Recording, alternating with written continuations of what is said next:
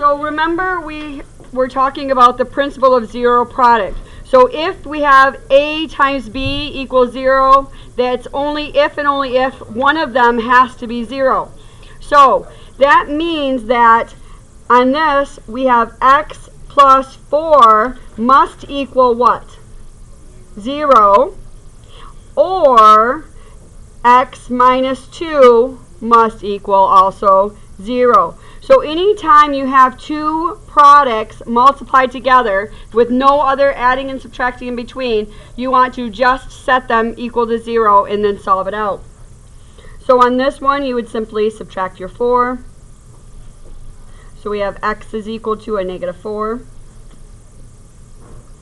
And this one we have is, we are going to add our 2. So x is equal to 2. So our answer is x is going to equal negative 4, or x will be 2 is the solution to this thing right here. All right, I want you guys to try this one.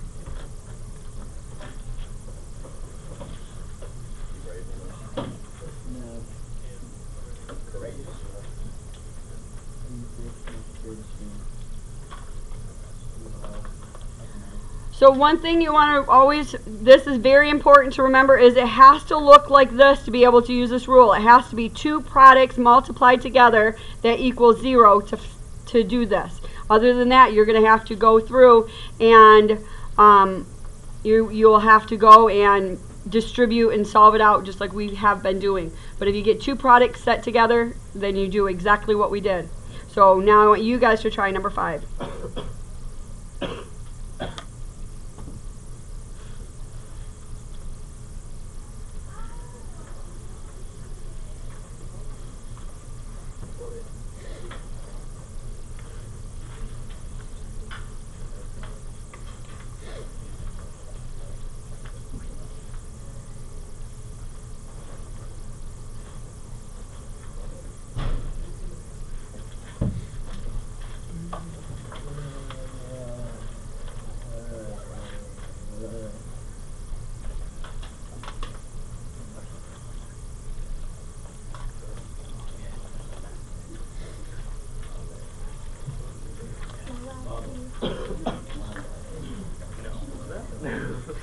I don't have more.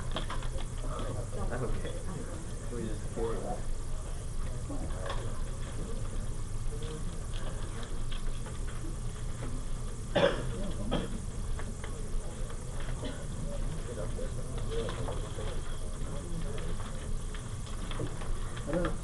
All right. So Jacob, what is my first step with this? What do I have to do? Negative 2x plus 5 equals 0. Very good. And then, Or 5x plus 1 equals 0. very good.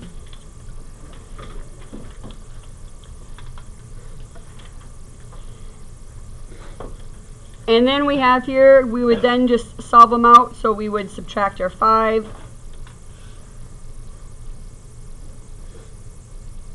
And divide by negative 2.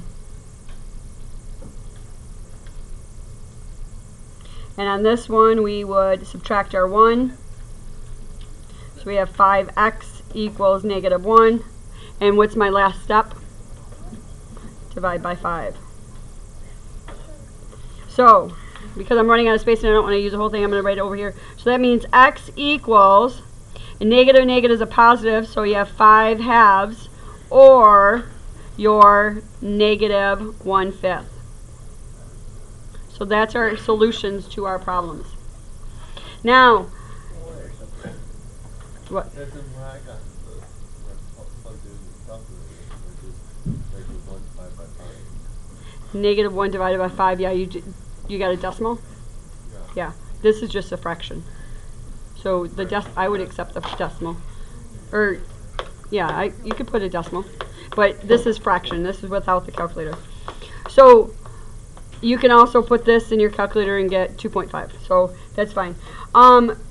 If you run into a problem, ladies and gentlemen, that looks like this, the last thing before you can start. If you get a problem that looks like this, you have 7x and multiplied by 4x plus 2 equals 0. That still is the same type. You would still set this equal to 0 and this equal to 0 and solve it out. Alright, so just so you know, because just like if I were to say 2 times 3 times 4, you can leave it like that, or you can put parentheses around one of them. It's the same thing. So that's the same thing, so you can put parentheses around it. And so you'd have 7x is equal to 0 and 4x plus 2 is equal to 0. So on this one we'd have x is equal to 0, and on this one we would have your minus thing, so we have 4x is equal to a negative 2 divided by my 4, so x is equal to my 1/2.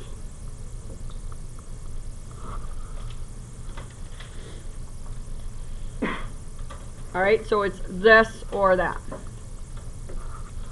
Questions? Alright, what I want you to do is while you are starting your homework, I'm going to come around and look at yesterday's